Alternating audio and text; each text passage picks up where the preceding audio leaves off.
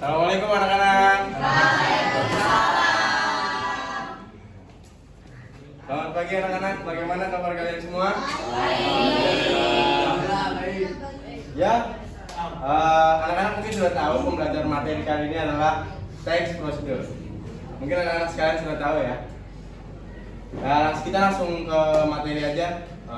Pertama-tama mungkin saya tanyakan dulu, bagaimana kabar kalian sih anak-anak? Alhamdulillahnya mana nih anak-anak?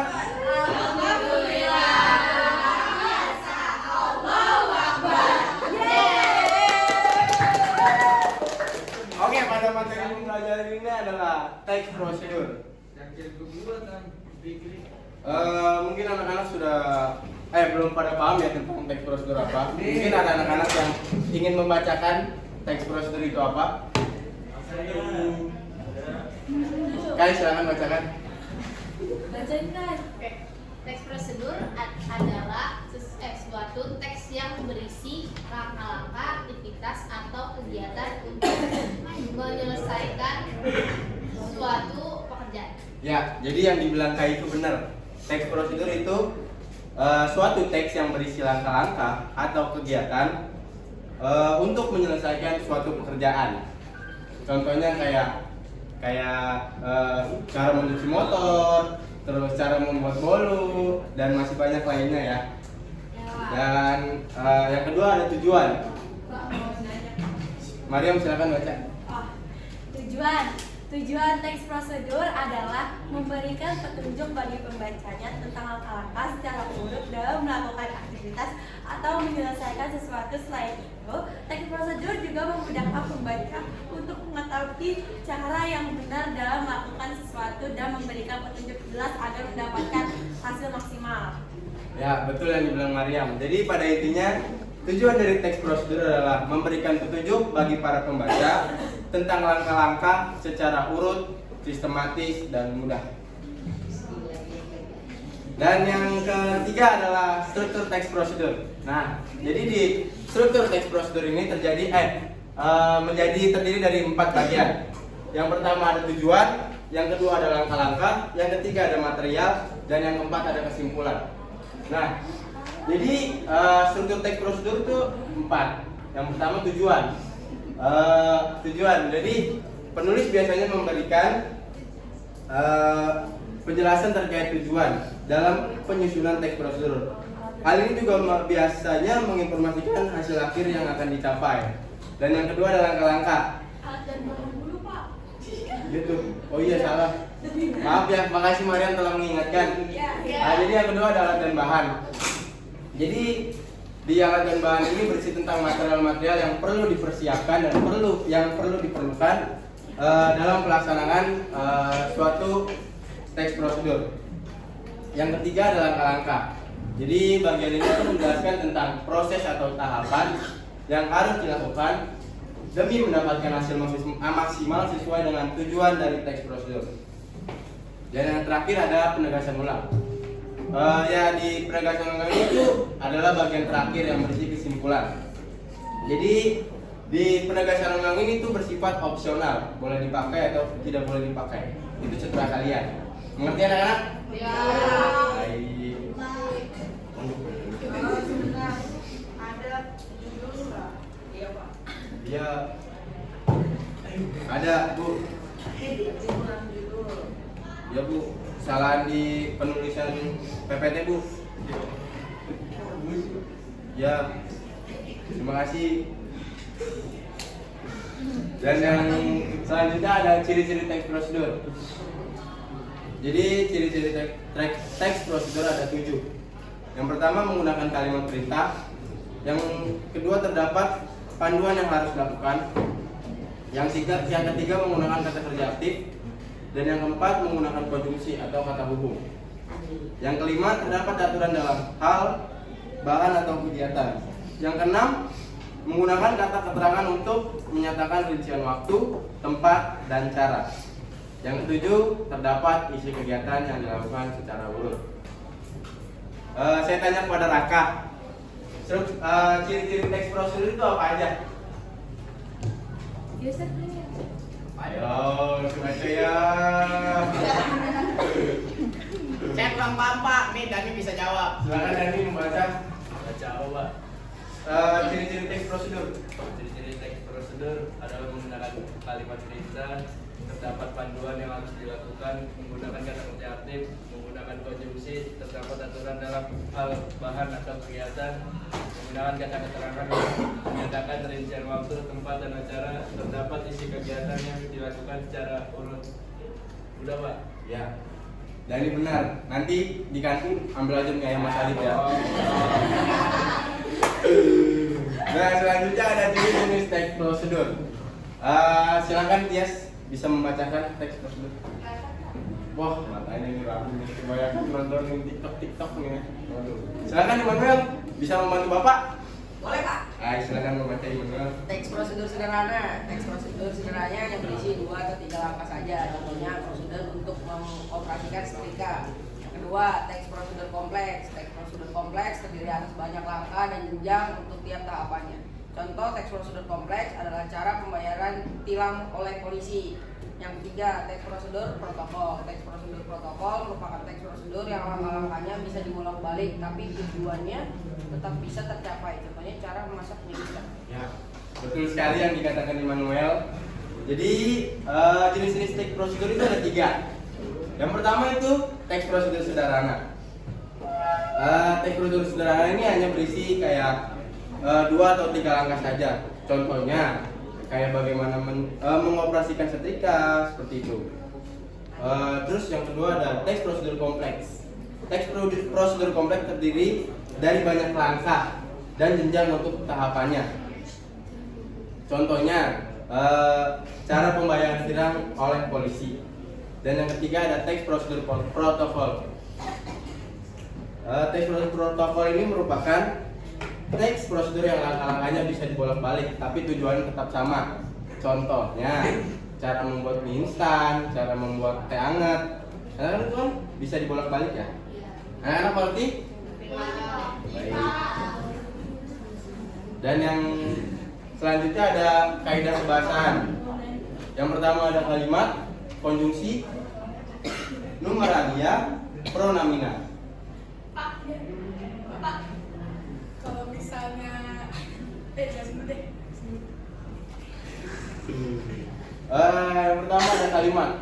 Pada teks prosedur kalimat-kalimat yang digunakan dapat dikategorikan dalam 3 bagian. Yang pertama ada kalimat imperatif. Kalimat imperatif merupakan kalimat yang mengandung perintah, ditandai dengan adanya hal yang harus dikerjakan, merujuk pada perintah dalam kalimat. Contohnya, silakan Tia sebutkan contoh kalimat imperatif.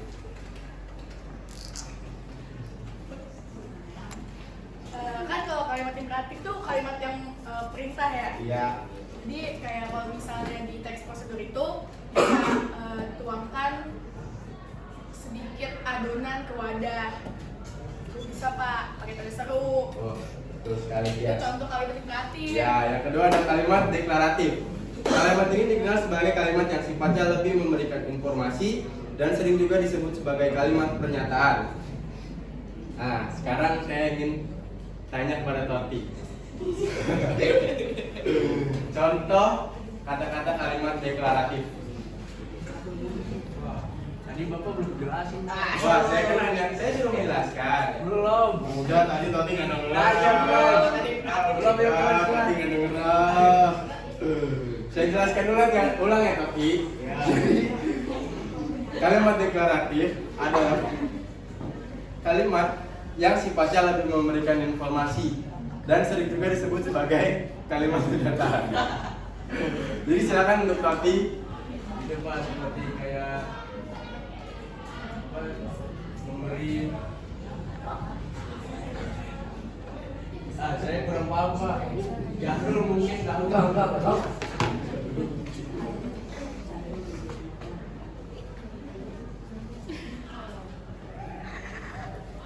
Apa Toti? Silakan berikan contoh. Coba Bapak yang beri dia. Kalau nggak bisa lempar ke Mariam silakan. Silakan Mariam. Kita masih belum ngerti, Bapak kasih contoh dong. Kita masih belum ngerti. Mati nggak kasih contohnya satu Pak. Bapak kasih contoh. Kalau Bapak kasih contoh, saya jadi tahu Pak. Iya,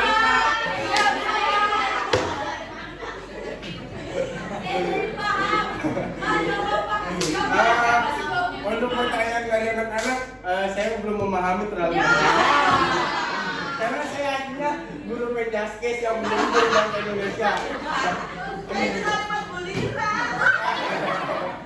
Jadi silakan untuk Maria memberikan contoh dari kalimat deklaratif. Nih, kan misalnya cara membuat seblak. Nah, itu kayak misalnya kan itu kalimat informasi. Nah, itu jadi kayak masukkan 2 siung bawang putih saat mau diulang gitu. Ya, Kita kan pakai titik kan. Nah, anak-anak dengar contoh dari Mariam. Iya, coba Wah, udah langsung lah. Ya, selanjutnya kalimat interrogatif. Kalimat ini gunakan untuk mencari informasi dengan memberi pertanyaan. Oleh karena itu di akhir kalimat integratif diberikan tanda baca tanda tanya. contoh Pak, kasih contoh. Saya kan sudah menjelaskan kalau saya ini aslinya guru Penjas, bukan guru bahasa Indonesia. Jadi mohon maaf dimaklumi ya, anak-anak sekalian. Selanjutnya ada konjungsi. Konjungsi juga sering kita sebut sebagai kata penghubung. Dalam teks prosedur, konjungsi yang kita bahas terdiri dari 2 macam, yakni konjungsi persyaratan. 3 Pak. Hah? 3 Pak. Oh, berarti salah nih, salah penulisan di PPT. Maaf ya, Immanuel dan rekan-rekan sekalian. Jadi konjungsi ini terdiri dari 3 bagian. Yang pertama adalah konjungsi persyaratan. Konjungsi persyaratan adalah kata penghubung yang menyatakan syarat. Contohnya seperti jika, bila, andai, kalau, asalkan. Contoh kata-katanya Pak.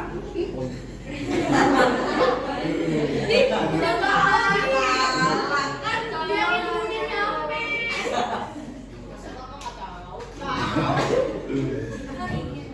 Harusnya kuasain materi dong. Ya, maaf ya anak-anak, maklum namanya guru Penjas. Yang kedua ada konjungsi temporal. Jenis konjungsi temporal ini sifatnya merupakan kata penghubung yang menandai urutan waktu. Contohnya seperti lalu, kemudian, selanjutnya, setelahnya. Yang ketiga konjungsi penjumlahan. Konjungsi penjumlahan adalah kata hubung yang menyatakan penjumlahan, penambahan atau gabungan kegiatan, peristiwa atau proses. Contohnya dan, serta, dengan. Yang Numeralnya apa itu Pak? apa dia baik. Selanjutnya ada numeralia. Numeralia dalam teks prosedur merupakan pilihan yang bisa digunakan dan selain menggunakan konjungsi. Numeralia merupakan kata bilangan yang digunakan untuk mengurutkan langkah-langkah dalam teks prosedur. Misalkan pertama, kedua, ketiga, dan seterusnya. Karena keterkait waktu dalam video, jadi materi ini dipercepat ya anak-anak. Pronom yang berikutnya ada pronomina. Pronomina atau kata ganti digunakan untuk menggantikan orang atau benda berdasarkan fungsinya. Yang menggantikan orang atau benda. Pronomina dibagi menjadi 2 macam. Pronomina penunjuk, dan pronomina pesona. Pak, saya mau lihat video contohnya dong, Pak. Iya Pak, kayak benar Pak. Jangan dibilang, Pak. Ada di ini. Ya, Ya, ke udah. Bapak nanti saya kirim nggak ke grup ya anak-anak. Iya. Apa Pak isinya Pak? Cara mencuci motor yang Bapak buat. Iya, Pak. Kalian harus melihat. Iya Pak. Sekarang Pak. Masih nggak? Ya bentar ya anak-anak ya, bentar ya. Iya tuh, udah bentar lagi mau beres lah. Nanti aja ya anak-anak. Untuk materi kali ini saya tutup dulu. Silakan anak-anak mengerjakan halaman. Nggak ada Pak. Harus dikerjakan. Silakan anak-anak kerjakan halaman 22. Silakan kerjakan ya. Woi, alat prosedur dong. Ya, terima kasih karena sudah mendengarkan Bapak yang sangat tidak mengerti tentang materi. Jadi, udah ya. Assalamualaikum warahmatullahi wabarakatuh.